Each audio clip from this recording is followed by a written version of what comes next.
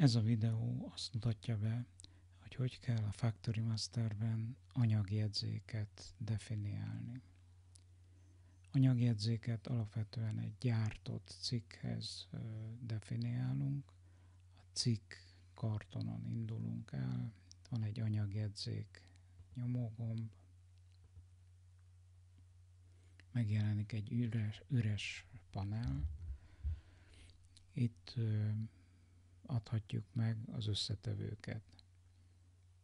Érdemes sorszámozni, tehát hogy 10, 20, stb. Illetve meg kell adni, hogy milyen összetevőt definiálok.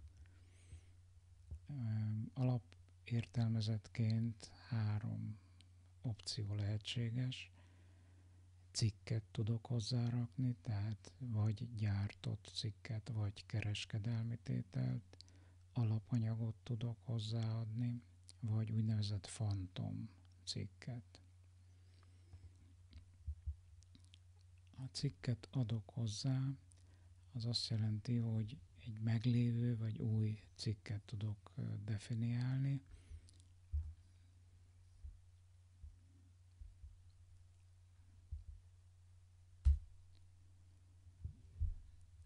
Hogyha olyan cikket adtam hozzá, amely szintén rendelkezik anyagjegyzékkel, akkor itt alul megjelenik egy kis kacsacsőr, jelezvén, hogy ennek az elemnek szintén van összetevője. F5-tel tudok tovább lépni és belemenni abba az összetevőbe.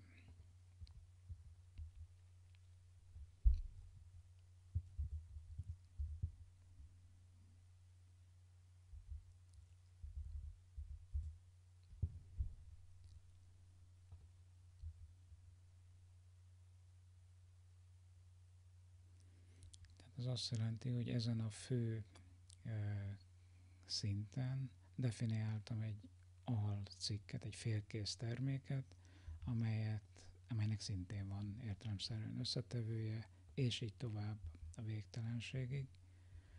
Ezt a struktúrát lekérdezhetem egy fa struktúrában, most Ctrl-T-vel tudtam ezt elérni. Látszik, hogy mi a szerkezete az én összetett termékemnek.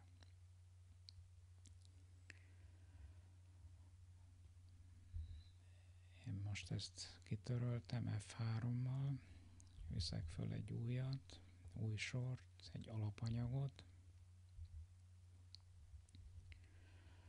F5-tel próbálok anyagformát kiválasztani.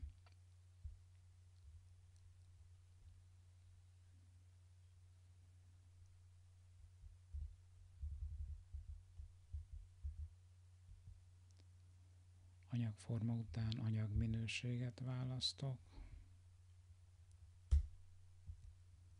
illetve megmondom, hogy milyen átmérőjű és milyen hosszú alapanyagra van szükség az adott termékhez.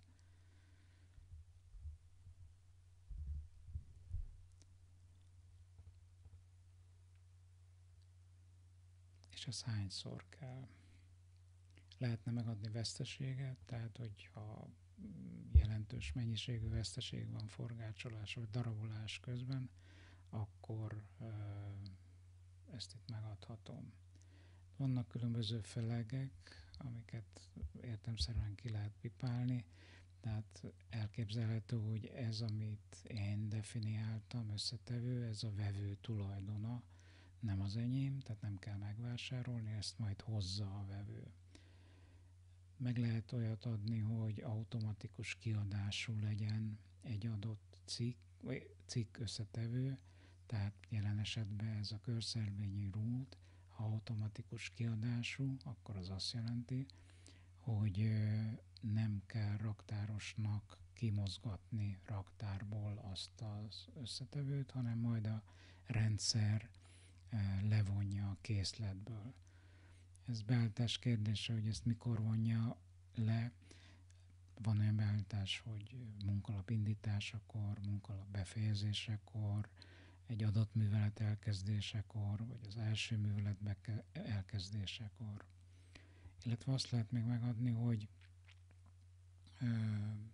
ez az összetevő kiadható, kezelhető-e az adatgyűjtő terminálon.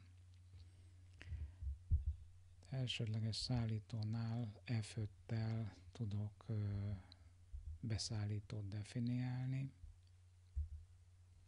ahol is megmondom, hogy kitől szerzem be ezt az összetevőt. Jelen esetben, ha mondjuk ez egy olyan összetevő, amit súlyra szerzek be, akkor ezt meg tudom adni. Ebben az esetben ugye értelemszerűen súlyra adok meg árat.